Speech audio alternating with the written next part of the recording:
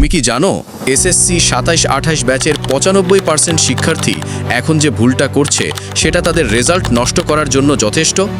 তুমিও কি সেই একই পথে হাঁটছো? আজকের ভিডিওতে আমি এমন ৩টি সিক্রেট টিপস দেব যা ফলো করলে পড়ার টেবিলে তোমার মনোযোগ ১০ গুণ বেড়ে যাবে। আর ৩ নম্বর টিপসটি মিস করলে তোমার পুরো বছরের পরিশ্রম বৃথা যেতে পারে। আসসালামু আলাইকুম, আইজিআর একাডেমিতে তোমাদের স্বাগত। আজ আমরা কথা বলবো কিভাবে তোমরা শুরু থেকেই টপারদের মতো প্রস্তুতি নিতে পারো। তোমাদের এখনকার প্রধান সমস্যা কি? পড়তে বসলে ফোন চেক করতে ইচ্ছে করে, অথবা মনে হয় হাতে তো অনেক সময় আছে, পরে পড়ব। কিন্তু মনে রেখো, সময় যখন চলে যাবে তখন সিলেবাস পাহাড়ের মতো বড় মনে হবে। তোমরা কি চাও পরীক্ষার আগের রাতে প্যানিক করতে? নিশ্চয়ই না। প্রথম টিপসটি হলো ৫ মিনিটের রুল।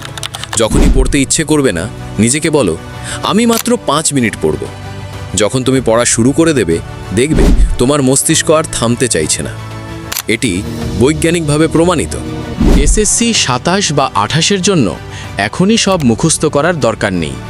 আগে সিলেবাসটা বোঝো, কোন চ্যাপ্টারগুলো থেকে প্রতি বছর প্রশ্ন আসে সেগুলো চিহ্নিত করো। স্মার্ট ওয়ার্ক করো, হার্ড ওয়ার্ক নয়। এবার আসি সেই বিশেষ টিপসে যেটা ভিডিওর শুরুতে বলেছিলাম, সেটি হলো অ্যাক্টিভ রিকল। শুধু রিডিং পড়লে পড়া মনে থাকে না। এক পৃষ্ঠা পড়ার পর বই বন্ধ করে মনে করার চেষ্টা করো তুমি কি পড়লে। যদি মনে না পড়ে তবেই আবার দেখো। এটি করলে পরীক্ষার হলে তুমি কিছুই ভুলবে না।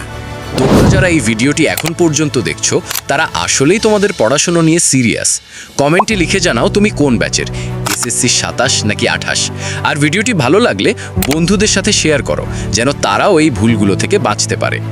পরের ভিডিওতে আমি দেখাবো কিভাবে রুটিন বানাতে হয়। সাবস্ক্রাইব করে সাথেই থাকো। ধন্যবাদ।